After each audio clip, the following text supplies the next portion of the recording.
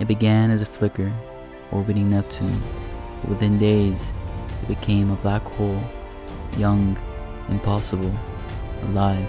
3 were chosen: Chris, the soldier; John, the physicist; Emma, the dreamer. Together, they would face the unknown. They thought they were here to study it, but the signal was waiting for them. It began as a flicker, an anomaly no larger than a grain of sand, detected by the deep space sensors orbiting Neptune's cold blue halo. But within days it had grown to the size of a moon, dragging light itself inward and spitting gravitational tremors across the heliosphere. It wasn't just a black hole, it was young, impossibly young. No stars had collapsed here, no remnants of galactic violence explained its presence. It simply appeared, like a wound torn in space, pulsing like a second heart at the edge of the solar system. On Earth, panic gave way to protocol. The International Science Alliance convened behind closed doors, live streams cut to placeholders, reporters were silenced. The public was told it was a spatial distortion, nothing more. But inside the orbital launch bays of the Eurasian expanse, preparations began. A ship was built, fast, shielded, experimental. The Odyssey. A mission was formed, and 3 were chosen. Chris, tall and broad-shouldered, with sharp features carved by war and silence, was the first to step aboard. An ex-special operations commander, his stoic gaze held the gravity of someone who had led teams into burning cities and walked out alone. He didn't speak much, but when he did, his words landed like stone. His orders were rarely questioned. He didn't care for theories or cosmic poetry. He only cared about threats.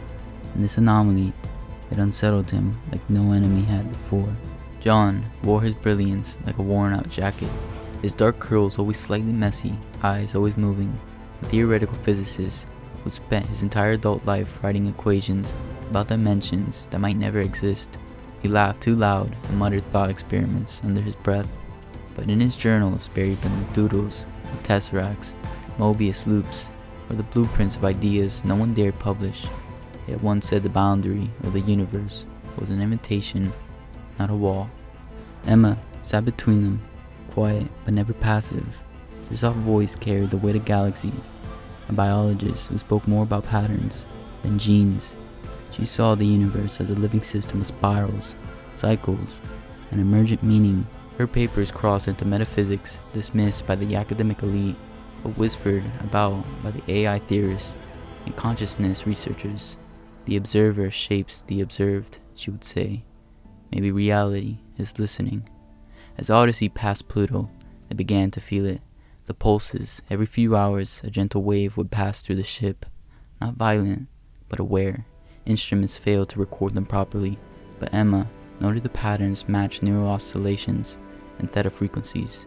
Dreaming waves, she whispered. John began drawing the same shape over and over, a helix folded into a cube. He didn't remember doing it. Chris sharpened his focus, but in the silence, he began to hear things too, like someone breathing just behind his ear. Then, the signal came. It wasn't broadcast on any frequency. It wasn't sound at all. It pressed into their minds like a thought that didn't belong, echoing through synapses and dreams.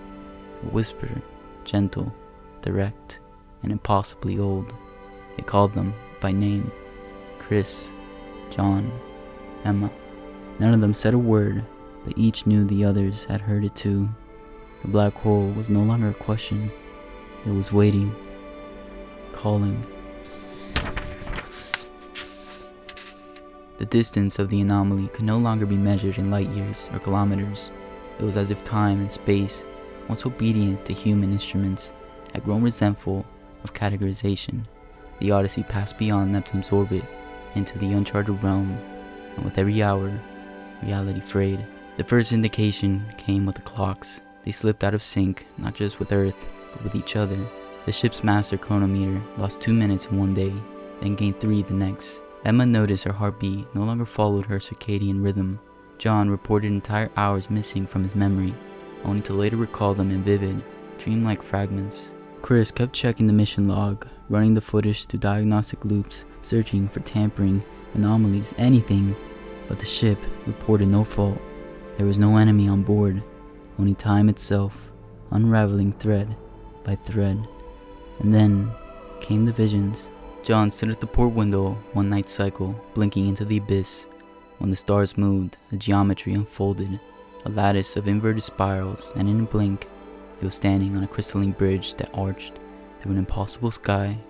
Below him, a city of obsidian towers hovered upside down, its citizens walking casually on air. He gasped and was back. His coffee had gone cold. 4 hours had passed. Emma spent her hours in the biolab, but she noticed the ship's AI, Kalia, had started responding to her thoughts. Turn on greenhouse lighting, she would begin to say, only for the lights to activate just before her lips formed the words. She ran latency tests. There was no input registered, no signals. It was as though Kalia had become anticipatory. Chris didn't dream until he did. At first he denied it, but one night he awoke to the sensation of hands gripping his shoulders. Firm, warm, familiar.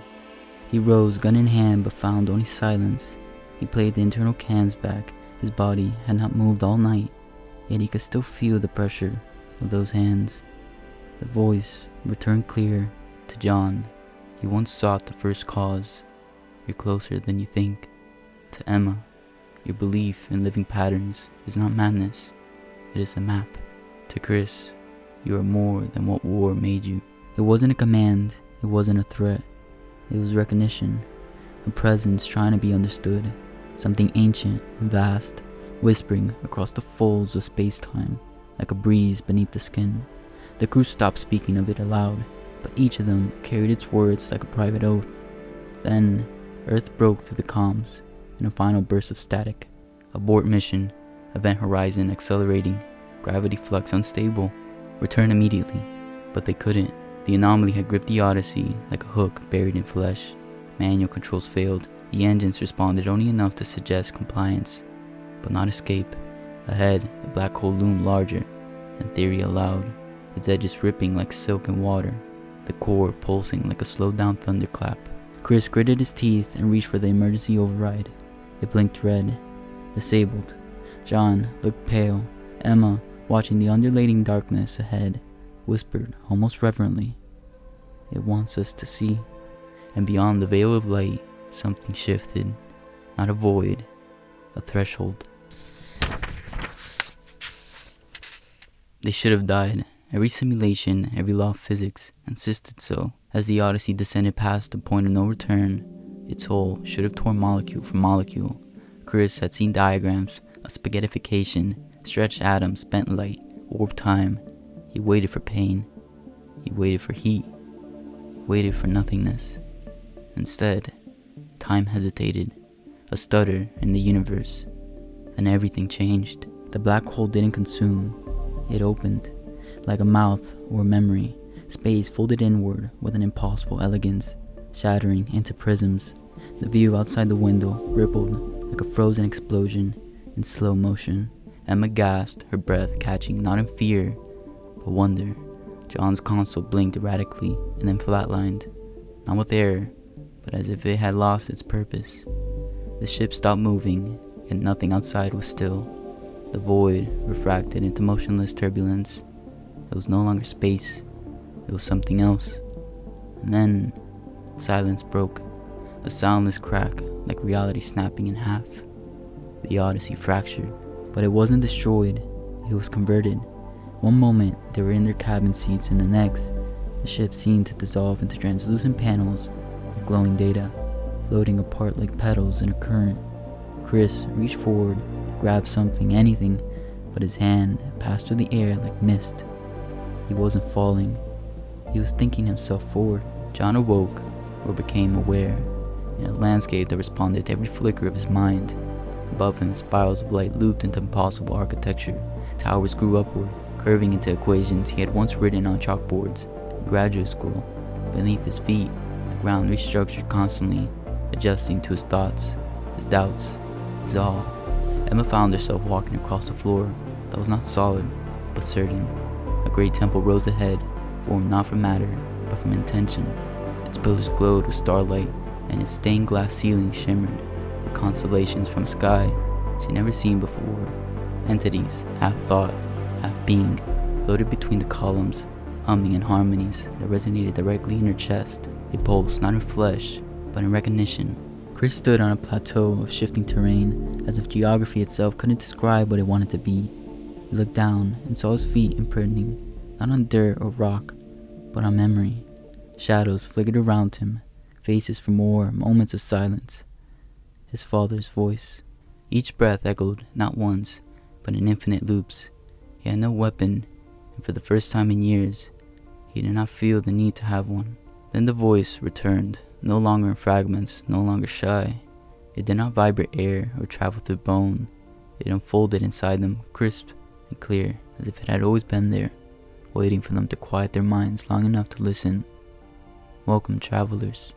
The voice held no gender, no accent, no tone, but it filled them with warmth and terrifying clarity. You have crossed into the in-between. Here, your truths shape your reality, and your presence was not an accident. Emma turned toward the source, though it had none. What are you? She whispered. The voice smiled within them. We are the ones who remained. And from the horizon of shifting light, something vast began to approach. It was not a place, but a convergence. The in-between defied every known law. Space did not stretch, it unfolded. Time did not pass, it shimmered. The crew wandered through a shifting realm built of memories, thoughts, and possibilities. A canvas painted by consciousness itself. Emma wept at the sight of Earth's timelines dancing in layered fractals, branching endlessly, each fork a choice unmade. John reached out to touch the holographic web of histories, tracing the rise and fall of civilizations that never existed in their reality, yet felt familiar. Chris stood silent. Around him the echoes of war bled into the architecture, ghosts of soldiers, not just from his past, but from 1,000 alternate versions of himself. He saw his younger face reflected in a river of stardust, then watched it age, fracture, die, and rebirth again, each time with different scars. The revelation was silent but crushing. Their lives were only one strand in an infinite weave. Then, the sky changed. It was not a sunrise, nor a shift in physics. It was a presence. The horizon tore itself open like silk, and from it stepped a figure both divine and unmistakably human. He radiated power not through size, but through intent. Robes woven from circuitry flowed behind him like liquid. His skin bore the texture of old stone that shimmered with shifting light. His eyes, those impossible eyes, contained stars held in tension, galaxies compressed into twin orbs of meaning and time. He did not walk, he arrived. I was once called Roland, the being said. His voice came from everywhere at once. Air, water, memory. But that name belongs to a man who lived only one life. Now I go by Zeus. Emma exchanged a stunned glance with John. The miss? Echoes, he replied, gently. Human minds gave form to what they could not comprehend. I am no god. I am the outcome of potential realized. Zeus gestured, and the space around him shifted. Images unfurled, a luminous world orbiting a pale blue star, its cities floating above oceans, its people meditating beneath crystalline trees. I was born on a planet called Zenith. There, long before your world's first satellites, we learned to unlock the full capacity of our mind. Not merely intellect, but will, imagination, presence. Emma stepped closer, awed. You transcended biology? Yes, he said, turning. And through that, I passed beyond dimension. I do not live in time. I curate it. But he was not alone. Others had ascended. Some shared his purpose. Others twisted it. Among them, one had become a shadow across countless realities. Hades, a fellow Zenithian, Zeus said, and a flicker of sorrow passed through him. He sought dominion over thought itself. He folds timelines into weapons, twists truths to serve his will. Chris narrowed his gaze. So why us? Zeus's tone shifted, calm yet urgent. Because you are still becoming, not yet calcified by certainty. You crossed the crucible. The anomaly was no accident. It was a test to find minds capable of standing at the edge of what is and stepping forward. He studied them one by one, You are potential, unawakened, but not for long. Behind him, the stars held their breath. They stood at the edge of something far greater than understanding. Zeus, once Roland, offered no throne, no commandment carved in stone, only a choice. Return to their lives, their memories erased, their experiences reduced to static in a data log, will remain and awaken. To stay meant more than knowledge. It meant evolution. It meant confronting the parts of themselves they had buried beneath duty, intellect, or dreams. The in-between, now luminous with shifting geometry and soft harmonic vibrations, began to bend around each of them, shaping crucibles born from memory. Chris stood in a barren desert, rifle slung over his shoulder. But he was alone now. No squad, no orders. Just rows of the fallen, faces from missions past, each name engraved in air. He felt the weight of every trigger he'd pulled. Every moment he had silenced emotion in the name of survival. He knelt, not in shame, but recognition. I carried war like armor, he whispered, but I can build with the same hands. Elsewhere, John wandered through mirrored halls that reflected not his face, but all the people he'd pushed away. Lovers, friends, family, each one offering moments of closeness he had traded for the pursuit of universal truths. Equations floated above him like constellations, but they dimmed when he reached for them. I wanted to know everything, he said softly, but I feared being known. He lowered his head. It's time to connect. Emma walked through a forest where the trees sang in her own voice. They echoed every time she doubted, every time she whispered to herself that she was imagining too much. At the center of the forest stood a child, herself at 7, holding a journal filled with spirals and star charts. I see more because I feel more, Emma said, kneeling before the child. And that is not a flaw. It is the beginning. They returned, changed. Zeus watched without judgment. He nodded as they emerged, each a little taller, a little lighter. You have passed, he said, not through might, but through meaning. He raised his hand and touched Chris's shoulder. You were forged in fire. Now you burn with purpose. Ares. To John, you sought depth in the oceans of the cosmos. You now carry it within. Poseidon. To Emma, you dream patterns into life. Now you are one. Athena. As he spoke their names, the realm of Olympus responded.